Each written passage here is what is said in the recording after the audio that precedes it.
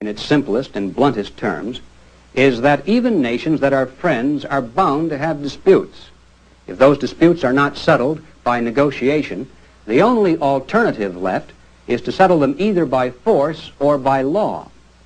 At a time when the use of force means unleashing nuclear weapons which would destroy civilization, all sensible people agree that we must find some alternative to force for settling international disputes.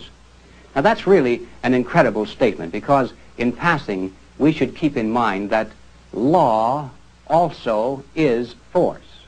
If the courts don't have the police and the armies to back up their decisions with force if necessary, then there's no law.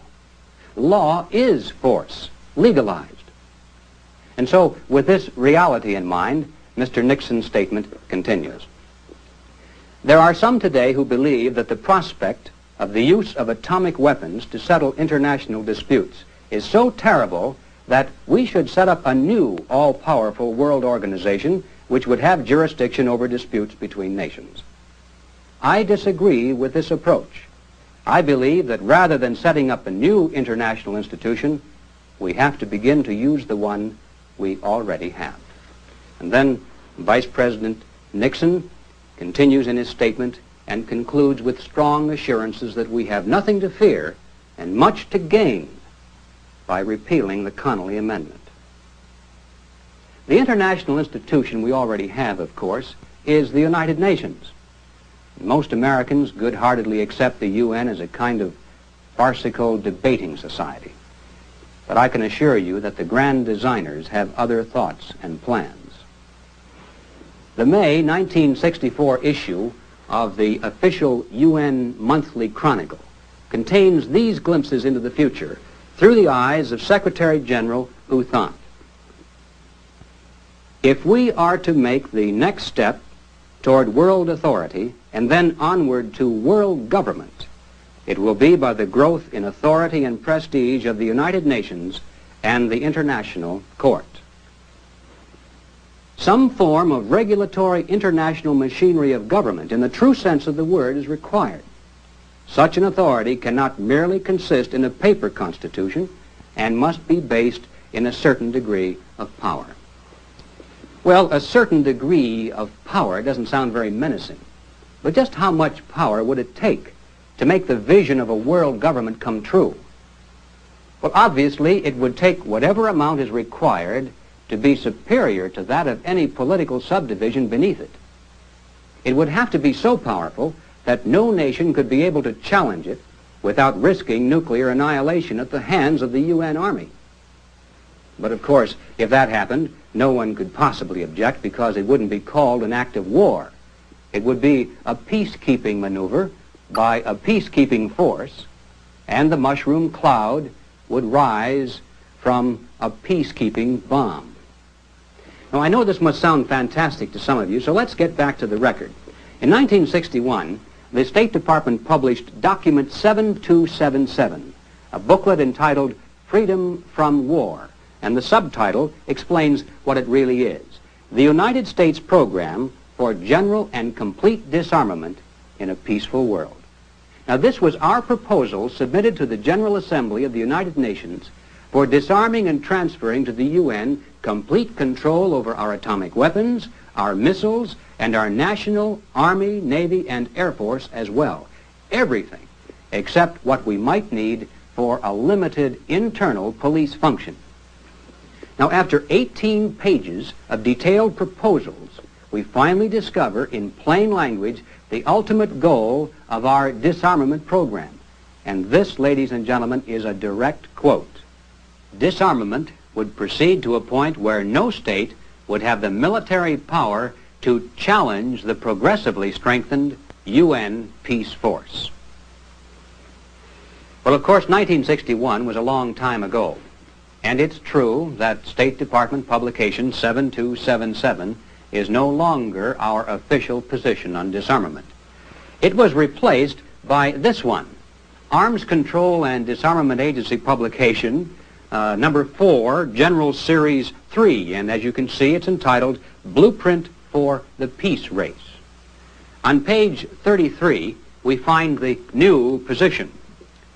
The parties to the treaty would progressively strengthen the United Nations Peace Force established in Stage 2 until it had sufficient armed forces and armaments so that no state could challenge it. And so it has gone, year after year, revision after revision. The basic objective of our disarmament proposals has been and is today the objective of the grand design, the creation of a true world government with sufficient military force to compel all nations, including our own, to obey. The January-February issue of Vista magazine, published by the United Nations Association, featured an exclusive interview with former President Eisenhower dealing with exactly this subject. The reporter, Mary Kersey Harvey, a senior editor of McCall's magazine, wanted to get the President's reaction to a proposal by Grenville Clark which would establish a permanent UN World Army. After outlining the Clark proposal for President Eisenhower, here is what Miss Harvey reported. The President studied the above plan quickly and, as I had expected, caught the ball and began to run with it. You'd have, he began to plan out loud, world marshals comparable to our U.S. marshals backed by armed forces. Non-compliance with UN law, and you send in the UN forces. He orchestrated this point at some length. And, too, he hammered away, the UN needs nuclear power. He bore down hard on the word nuclear. Take this example, he hurried on. You have two countries in a border argument. The UN orders the matter to be taken to the International Court. One or both of the disputants refuses to submit to compulsory arbitration. The UN, which by now has in its possession a fleet of submarines armed with nuclear warheads deployed around the world, orders one of the submarines to proceed to the area. The world is then told that if firing breaks out for any reason whatsoever, a tactical nuclear weapon will be delivered onto the disputed territory. If this threat fails to prevent armed conflict, you back it up with action.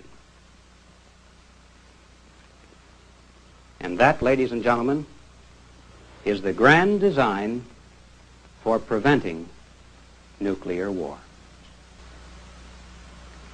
Well, that's all the quotations and exhibits that time permits, which is in a way unfortunate because the examples I've used so far have been slightly top-heavy with Republicans. If I had more time, I could balance it out and then get everybody mad at me. But seriously, ladies and gentlemen, it's just as easy to find the sentiments expressed here within the top ranks of one major party as it is the other. The grand design has absolutely nothing to do with partisan politics. These men aren't nearly as much Republicans or Democrats as they are world politicians. They've got bigger things to occupy their minds than mere party labels. To them, partisan politics is only a game to amuse the masses who crave the showmanship of big national conventions, the excitement of partisan campaigns, and the satisfaction of casting a vote in the illusion that somehow they're really helping to decide the important issues of the day. But with precious few exceptions, for the past 2 decades, the American voter has had to make his choice between Grand Designer A and Grand Designer B. It's always a source of amazement to me when I hear someone criticize our leaders for being confused in the area of foreign policy, of reversing their position, of bungling the job and not having any long-range goals. These men are not bungling the job. They're acting in accordance with a definite, well-thought-out plan, and they've been executing that plan with brilliant precision. We may or may not like the plan, but let's not kid ourselves into thinking that there isn't any. Now, I, for one, don't like the plan, and you may wonder why not. As you recall, earlier I said that when I was first exposed to the grand design, it seemed like a compelling argument. After all, each of these steps do seem to progress logically one to the other.